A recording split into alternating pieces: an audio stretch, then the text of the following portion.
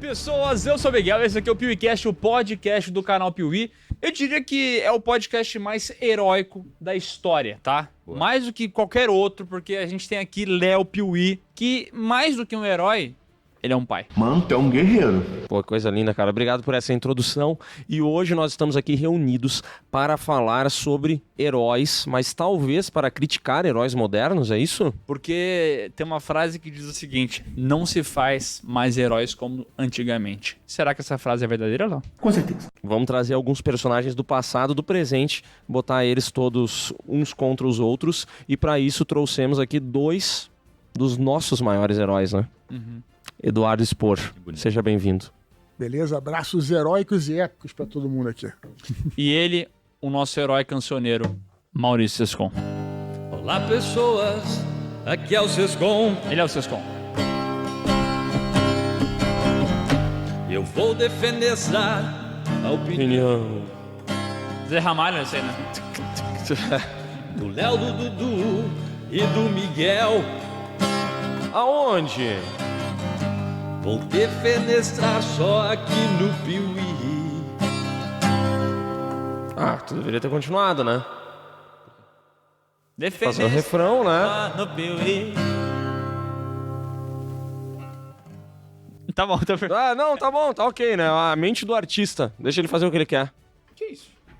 Ó. Nossa, olha quem tá vindo, vocês. Olha quem tá vindo, olha quem tá vindo.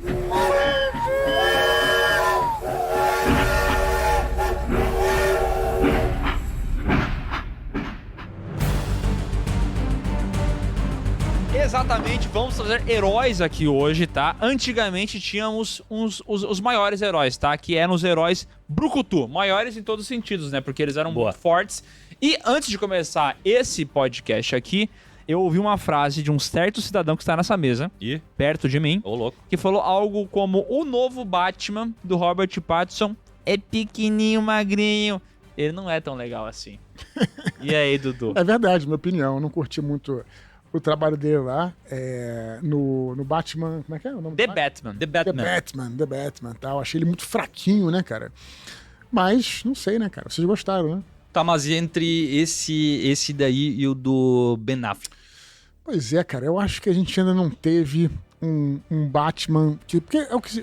Veja bem, eu sou de uma época, aí voltando aqui ao passado, sempre a gente fala coisa de velho, né?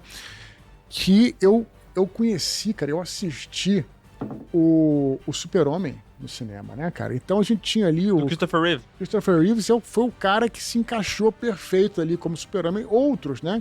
A gente pode falar do próprio Wolverine, né? Que o Hugh Jackman fez o Wolverine e tal. Então a gente tem a expectativa de encontrar, de fato, um ator que se encaixe perfeitamente no papel. Eu acho que até hoje a gente não conseguiu um Batman perfeito. Batman, eu acho que foi um personagem que nunca foi encontrado. A Marvel fez coisas excelentes. Eu acho que, né, até propriamente com Thor. Acho que muita coisa eles, vários, né, cara? O Capitão América, o Homem de Ferro, personagens excelentes ali, enfim, vários. Mas o Batman até hoje eu tenho essa sensação de que a gente não teve um ator que de fato fosse o Batman. Eu diria que não tem um Batman definitivo. Definitivo, você para puxar também, não ficar tão pesado pro lado da Marvel, eu acho que a Mulher Maravilha, a Gal Gadot foi muito bem como Mulher Maravilha. Uhum. Mas realmente eu acho que o Batman, a gente não teve ainda um ator que a gente pudesse falar, esse aqui é o Batman final. Né? Eu concordo muito. Porque infelizmente eu vou ter que falar isso aqui. Cara, eu acho que a gente perdeu... É meio lugar comum falar isso, mas eu acho que a gente perdeu o Josh Brolin de Batman. Tu acha que ele ia ser o cara? E eu acho que ele seria o Tu cara. não acha que o pessoal tem essa dificuldade de achar o Batman definitivo porque a responsa de ser um Batman é muito maior? Sim, mas acontece, né, cara? Você, por exemplo, a responsa de ser o Super-Homem também não era grande? A responsa de ser o Wolverine não era grande? Não sei. Pô, e todos erraram bastante, né? Superman teve muitos ruins ali no meio do caminho. Sim. Pode ser. O Wolverine que teve pouco, né? Só teve ele mesmo, né? Não, teve o Henry Cavill também. No Calverine. Calverine, bom demais. Mas esse negócio de não existe mais herói como antigamente surgiu porque a gente tava pensando nesses grandes heróis dos filmes antigos, que a gente gostava demais, e comparar um pouco com o que é hoje em dia, né? Antigamente tinha esse lance do herói, que nem eu falei, do Brucutu, anos 80, que tinham vários, né? Todos eles muito fortes, sei lá, o John Matrix de Comando para Matar, o John Rambo de Rambo e tudo mais. Mas se tu for pra trás, né? O arquétipo do herói em si não é isso, né? Quando a gente vai para arquétipo do herói, sei lá, os 12 passos do mito do herói e tudo mais, é uma parada diferente disso aí do que a gente foi ter nos anos 80, né? Não tão diferente. Basicamente, o herói é aquele que, né, teoricamente, é o que se sacrifica, né, por alguém ou por alguma coisa, né? Alguma coisa maior do que ele, né? Então, nesse ponto, a gente entende, sim, que a gente... Né, isso é o principal do herói, né? Então, a gente vê aí, né, esses brucutus também se sacrificavam por uma coisa alheia a ele ou maior do que ele. Você vê, por exemplo, você falou do Arnold, né, no Comando para Matar, né? Mas eu acho que tu tá falando mais até a questão física, né? Também. Porque ele era um cara fortão, ele não era o underdog. Tu já vê, cara, o Arnold Schwarzenegger, Comando pra Matar, ele é gigante. Sim. Ninguém é tão grande que nem ele, em nenhum filme dele, eu acho, né? E quando eu falo sobre o mito do herói, os 12 passos e tudo mais, eu penso em... A jornada do herói, né? Jornada, todos esses passos, o mentor morre, a chamada do dever... É que esses filmes, mais esses ação anos 80, eles tinham mais essa pegada do cara que ele é muito foda, mas ele tá quieto. Ele tá quieto na dele. Inclusive tem aquele que a gente descobriu fazendo vídeo, lembra que era o tipo de filme, que é Exército de um Homem Só? Sim, é Que é verdade. um gênero, né? Um subgênero. Tem isso. Daqui a pouco ele fisicamente ele é grandão, mas ele vai enfrentar, sei lá, 200 caras. Tem isso, né? Sim. E parece que o desafio dele é mais facilitado porque ele é uma arma... A ultimate arma de guerra, né? Não necessariamente, que você vê que, na verdade, né, o vilão, por exemplo, o desafio do herói, ele tem que ser... Você vê, por exemplo, né, você citou os heróis fortões, um herói do cinema que é imbatível, Maximus, né? O Maximus do Gladiador. Concorda que ele é imbatível.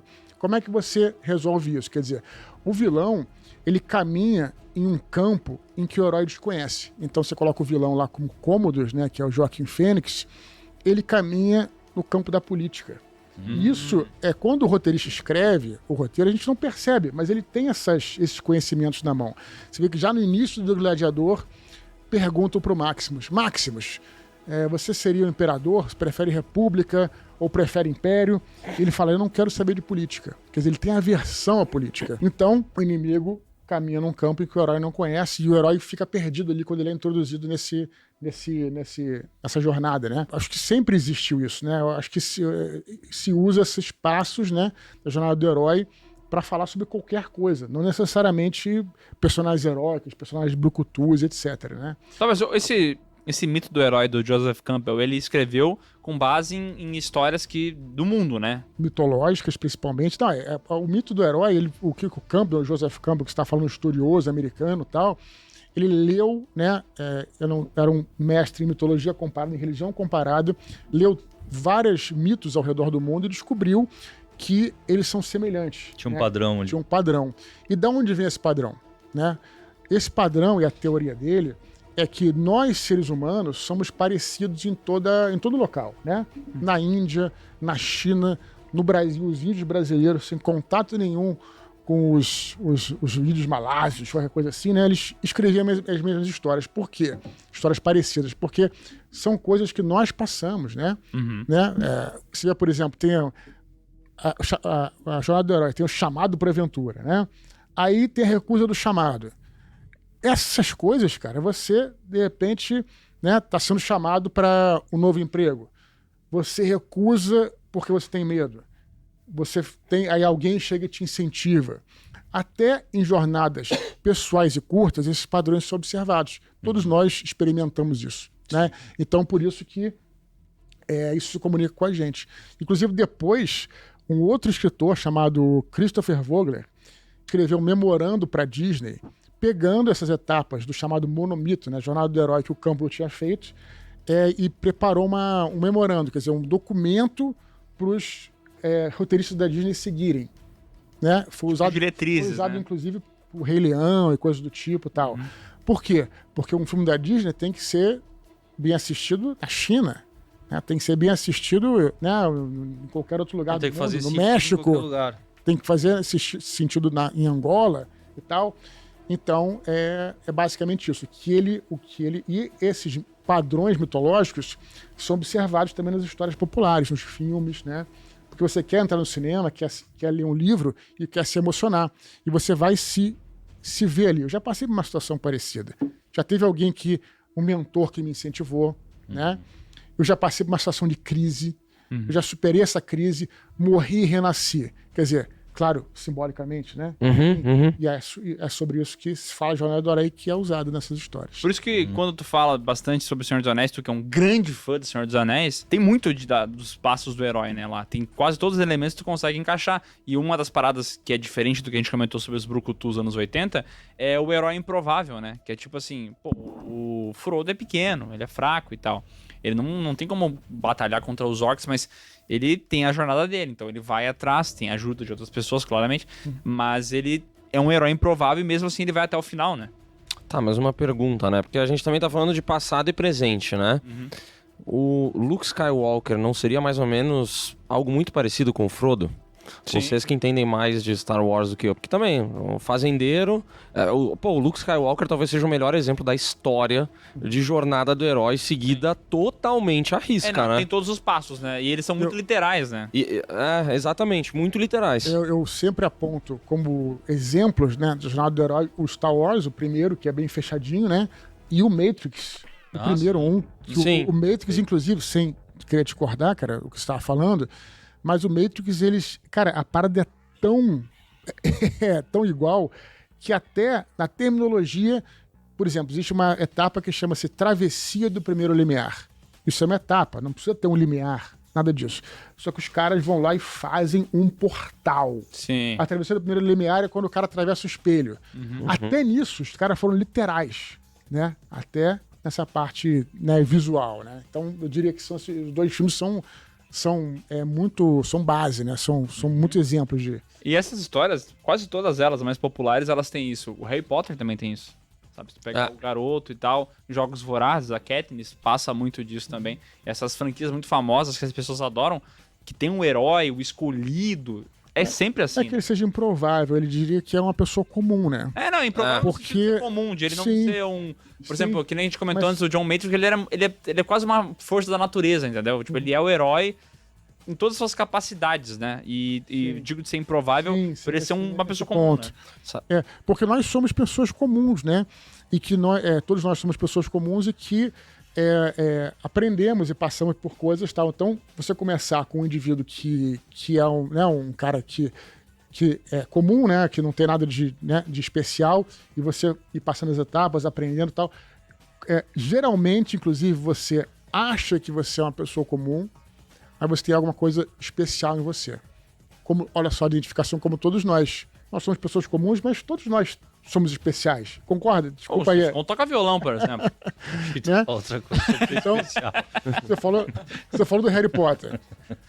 Harry Potter é um indivíduo, né, que tá ali como o órfão, né, o que mora debaixo do quê, mas ele tem um passado, a gente chama de a ancestralidade privilegiada, né? Ele tem herança privilegiada, ele tem os pais dele lá que ele não sabia, né, mas que... Né? Enfim, como muitos... O Luke Skywalker era filho de Darth Vader, né, cara? É verdade. O Neo era o escolhido, sem saber que era o escolhido. A Oráculo fala pra ele, você não é o escolhido. E, no entanto, ele era. E o Frodo tem um lance do anel tá ali do Bilbo, né? Tipo assim, Sim. que ele vem... Não é como se fosse uma herança de poder, né? Mas ele já tem uma relação nos antepassados dele com aquilo, né? É verdade.